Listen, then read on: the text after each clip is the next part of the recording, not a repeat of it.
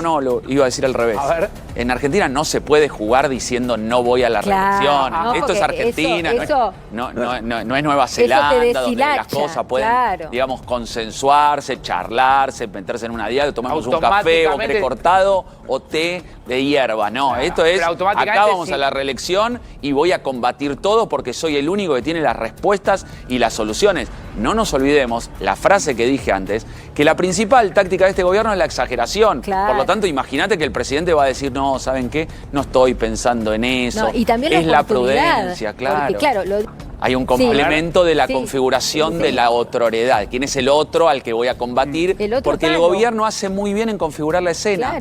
Él arma la obra de teatro diciendo, acá están los buenos y acá están los malos. Es simple esto.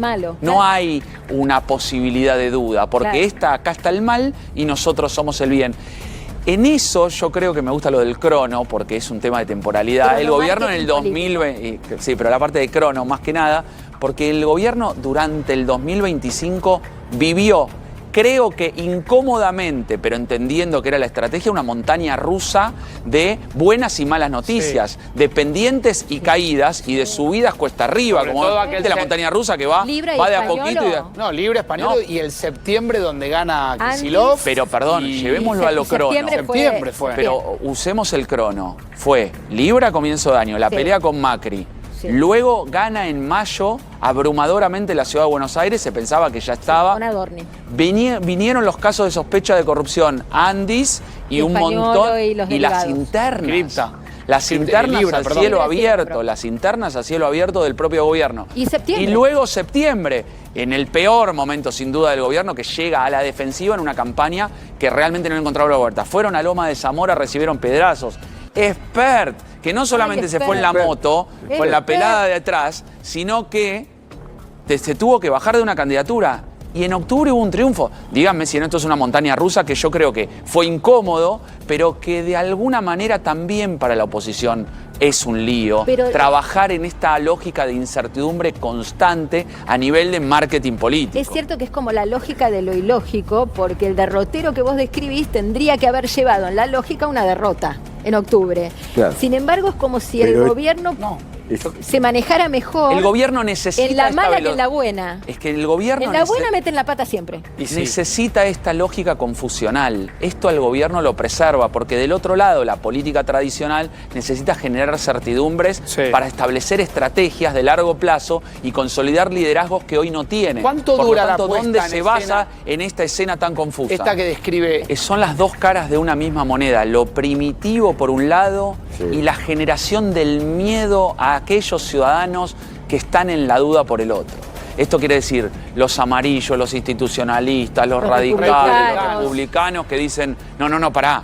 Y si se cae esto, lo otro no. Por favor, el pasado que ya conozco, no. Prefiero la incertidumbre, incluso con la locura de Movistar Arena.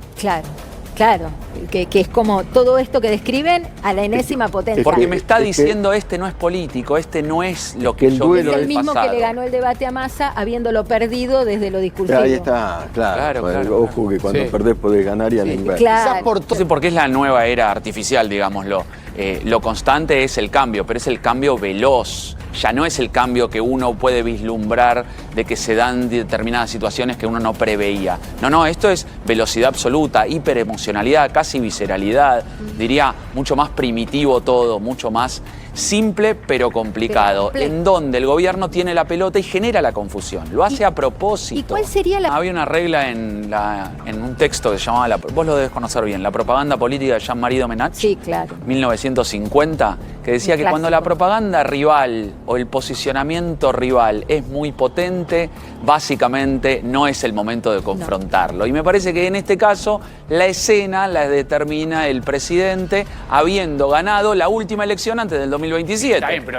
Ya pasó esto en el 2024, donde se pensaba que Milei, por lo que sucedió en el 2024, que promovía las leyes a fuerza y castigo más que a consenso, se decía o había como un aura de que, bueno, la historia de la política argentina había sido revolucionada por alguien que vino de afuera porque la gente dijo basta y habría Milei por 8, 12, 20, también pasó con Macri, que se habla de Macri, Vidal, Larreta, Macri, Vidal, claro, Larreta, había 50 años de pro.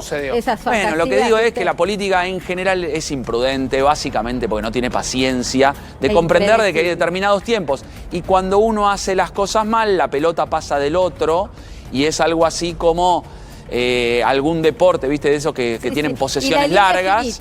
En donde sí, como en el rugby, ¿viste? Que si uno juega conservador en el rugby, tiene la pelota y tiene la pelota y la línea es muy difícil de recuperar. Y en este sentido, el gobierno la recuperó en octubre y va a tener que jugarla. Ese es el problema, que cuando uno la juega, empieza a mostrar las debilidades. Claro. Es el enemigo de siempre, ¿no? El enemigo deseado y de siempre. Creo que al que ya derrotó varias veces. Sí, en un proceso en donde se lo nota débil por la incapacidad de liderazgo, de acumulación y de capitalización.